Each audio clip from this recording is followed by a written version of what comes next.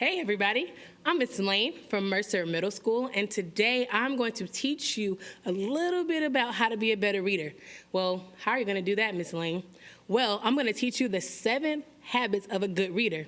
Now, most of my students think that reading is a little boring, and they may not be as interested in the topics that they're reading about. But the truth is, it's not about what you're reading, it's how you're reading it. So, if you're ready, we're going to take a journey through a piece of text, and we're going to use those 7 habits. But first, let's go over what those habits are. Our objective today is that you can read independently and make connections to the text by using the 7 habits of a good reader. So hopefully by the end of this lesson, you'll be good to go and ready to read. All right, so our first habit is to preview. Preview sounds like, when you watch a movie and it's getting ready to come out and you see the little snippets from the movie and it makes you want to read or it makes you want to go watch the movie. Same thing with a book. You check out that cover, you look on the characters on the front, and you just kind of see what can you get out of the book just based off the cover.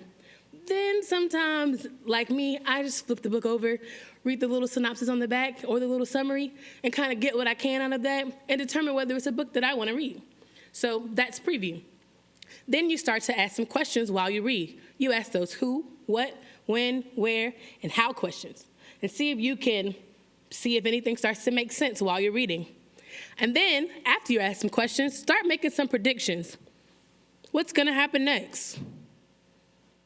Is he going to die? Do they go over the hill? Just the quick questions that you can ask while you're reading through different types of stories or different types of literature. Then once you make those predictions, start making some inferences. What is inferences, though? It's kind of imagining the details. Use what you know to understand what the author means. It's kind of thinking about the underlying piece.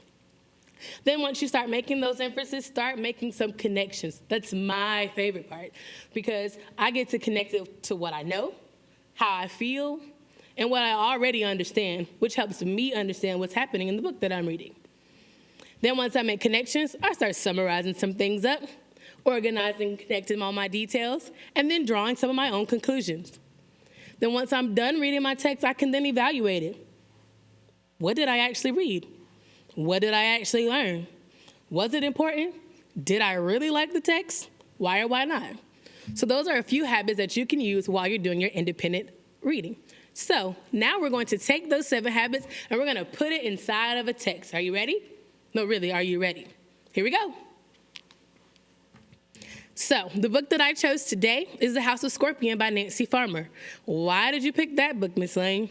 Well, my 8th graders actually know about this book because it is part of our reading during our curriculum. And also, it's kind of cool to read if you actually take a chance and read it a little bit. So hopefully, once we get through chapter 1 today, you'll want to read chapters 2 and 3 and 4 and 5, and then you'll find yourself at the end of the book and you didn't even know it. So let's read. Chapter 1, in the beginning. In the beginning, there were 36 of them, 36 droplets of life, so tiny that Eduardo could see them only under a microscope. He studied them anxiously in the darkened room. Pause, I can look right there and go ahead and use one of my habits right there. Hello, who is Eduardo, and why is he in a darkened room? But then I can also think about my book cover, The House of Scorpion. The House of Scorpion. Well, what do I already know about scorpions? Sometimes they're in dark rooms. I don't want to go in that dark room. And then it tells me about a house. Am I in a big house or a little house? Who knows? Let's keep reading. Water bubbled through the tubes that snaked around the warm, humid walls. Air was sucked into growth chambers. A dull red light shone on the faces of the workers as they watched their own arrays of little glass dishes. Each one contained a drop of life. Well, might as well keep my questions rolling. I don't know who Eduardo is. I don't know why he's in a darkened room. And I have no idea what a growth chamber is. But I do know what growth is, and I do know what a chamber is. So maybe it's a room where things grow. Let's keep reading. Eduardo moved his dishes one after the other under the lens of the microscope. The only time I really use microscopes is in science. Keep reading. The cells were perfect, or so it seemed. Each was furnished with all it needed to grow. So much knowledge was hidden in that tiny world. Even Eduardo, who understood the process very well, was awed. The cell already understood what color hair it was to have, how tall it would become, and even whether it preferred spinach or broccoli. It might even have a hazy desire for music or crossword puzzles. All that was hidden in the droplet. So, just from reading this first couple of stanzas, I know I'm dealing with some type of science because it talks about a microscope. It talks about cells. It talks about things growing. And I'm not too hot on science, but I at least know that those words are in the curriculum. And then it talks about our unknown character, Eduardo, and he's there in this dark room, in this growth chamber, with these cells under a microscope. But even he's amazed by the process that's taking place. And so if you haven't noticed, we've kind of color-coded some things. All the purple things, there are questions. Who's Eduardo? Why are we in a darkened room? What's a growth chamber? When do we use microscopes?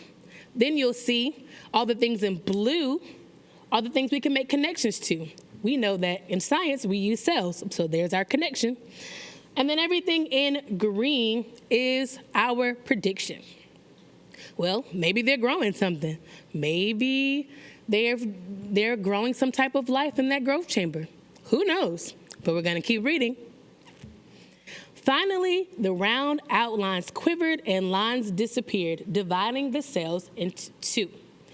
Eduardo sighed. It was going to be all right. He watched the samples grow, and then he carefully moved them to the incubator. Incubator is one of my favorite words for some strange reason. But I do know they use that in science as well. And most times, even at the time of the birth of my daughter, they sat her in an incubator to keep her warm. So that's also a prediction and a connection. I predicted that they're keeping something warm, but I'm also making that connection that sometimes hospitals use incubators to keep babies warm. Dividing the cells into two, our connection there, we're still in science, so we know we're doing something with science, right? Let's keep reading. But it wasn't all right. Something about the food, the heat, the light was wrong, and the man didn't know what it was. Very quickly, over half of them died. There were only 15 now, and Eduardo felt a cold lump in his stomach. If he failed, he would be sent to the farms. And then what would become of Anna and the children and his father, who was so old? Well, we saw purple. What does that mean, guys? We got a couple of questions here, right? First off, what is the farm? It's in capital letters, so we know that it's a proper noun, so it's a place. But where is it, and what is it, and why is he so scared to go there, and who's Anna? And are these Eduardo's kids? And is his father old? We've never met him, so let's find out. It's okay, said Lisa, so close by that Eduardo jumped. She was one of the senior technicians. She had worked for so many years in the dark, her face was chalk white, and her blue veins were visible through her skin.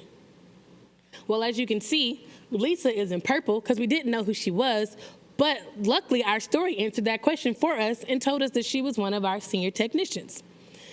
But the inference that we can draw is that she was so close by that Eduardo jumped, which infers that he's afraid.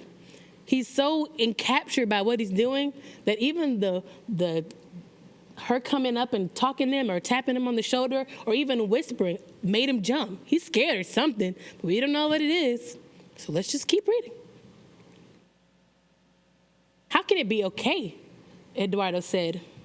The cells were frozen over 100 years ago. They can't be as healthy as samples taken yesterday. So let's take a pause, guys. We've got an inference here.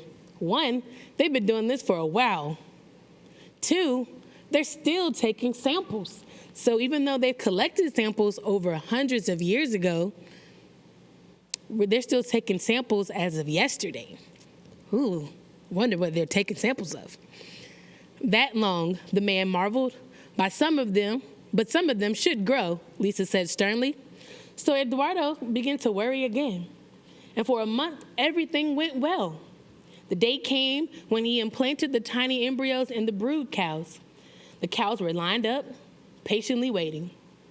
They were fed by the tubes, and their bodies were exercised by giant metal arms that grasped their legs and flexed them as though the cows were walking through an endless field. Now and then, an animal moved its jaw in an attempt to chew cud. So if you guys don't wonder, I'm definitely wondering, where are they? What is really going on? There's cows, there's embryos, there's metal things holding their legs, there's cows chewing on cud. Is that even something that I want to eat? Is that something that they should be eating? There's so many questions here, guys, but gotta keep reading to find out. Did they dream of dandelions? Eduardo wondered. Did they feel a phantom wind blowing tall grass against their legs? Their brains were filled with quiet joy from implants in their skulls. Were they aware of the children growing in their wombs? Perhaps the cows hated what had been done to them because they certainly rejected the embryos. One after another, the infants, at this point no larger than minnows, died until there was only one. So we have got some things to kind of look at, even just from these 3 little stanzas. Eduardo sounds like he's worried. Sounds like he actually cares about what's happening to the cows. He's actually wondering if they're wondering what's happening with them. But then the author makes this one standalone line that says, until there was only one. So for me, my prediction is there's something special about that one. Even if you make a connection to that, if there's only one person standing on the side of the street, if there's only one person standing in the group, you notice that one person. There's something significant about that one person. Let's keep reading. Eduardo slept badly at night. He cried out in his sleep, and Anna asked what was the matter. He couldn't tell her. He couldn't say that if this last embryo died, he would be stripped of his job. He wouldn't be sent to the farms. He would be sent to the farms. And she, Anna, and their children, and his father would be cast out to walk the hot, dusty roads. But that one embryo grew until it was clearly a being with arms and legs and a sweet, dreaming face. Eduardo watched it through scanners. You hold my life in your hands, he told the infant. As though it could hear, the infant flexed his tiny body in the womb until it was turned toward the man. And Eduardo felt an unreasoning stir of affection. When the day came, Eduardo received the newborn into his hands as though it was his own child. His eyes blurred as he laid it in a crib and reached for the needle that would blunt its intelligence. Don't fix that one, said Lisa, hastily catching his arm. It's a Mateo alacran. They're always left intact. So we are now at the end of chapter 1. We know that we have a character that has been introduced to us by the name of Eduardo.